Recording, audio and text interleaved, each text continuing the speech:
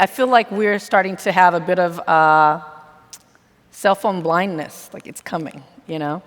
It has to be as bad as Eric Garner to get your attention. It has to be as bad as, Freddie Gray to get your attention. Like everything that's come out in the past 2 months, every week, a new case. The cell phone footage, the dash cam footage, the body cam footage, has to be more violent, more,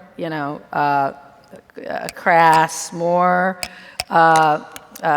evil to even make a headline. And at what point is there a cumulative effect where we actually all take action? And what point do we start to kind of, tune out because it hurts too much or it's too painful or it seems to be too big? It seems to be too big. Right. And so, the question there is, it didn't stop from 1965 to 2015. Right. There was just not a camera on it. And yet the activism around it stopped when there wasn't a camera on it. So I think, how technology, how our use of the image plays into what we actually do is a question that's up for grabs because, there's precedent for there being a fall off when we start to, become very used to the image.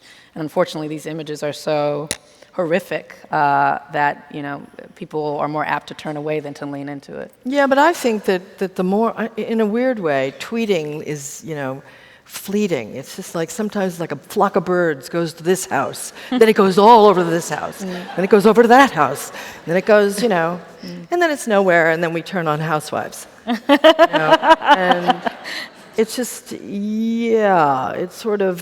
it's a diversion. But the things that go deep, the things that really go deep are the things that work to our empathy, that make us not just think about the indignities done to our own tribe, but to feel that the indignity done to someone else feels like it's happening to me. And that's where art comes in. That's where your movie comes in. I mean, I think that sometimes,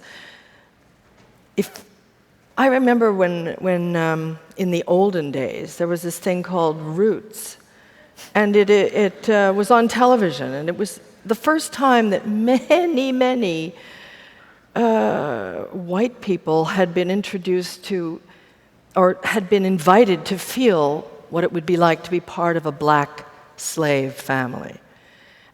And it worked an incredible effect across the country, really did. Mm-hmm.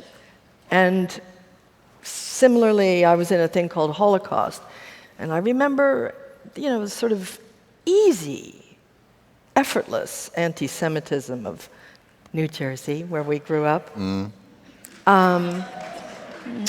And I don't think that was a compliment. No. To New Jersey, But they take any compliment, don't they? It's kind of a sad one there. But that was another one that sort of, Sure. It just made little inroads, because when you're allowed to feel like the other person, like it's happening to you, you sit as a member of the audience and you feel it's happening to you. It's a powerful, meaningful thing. It's what Amir Khan was talking about.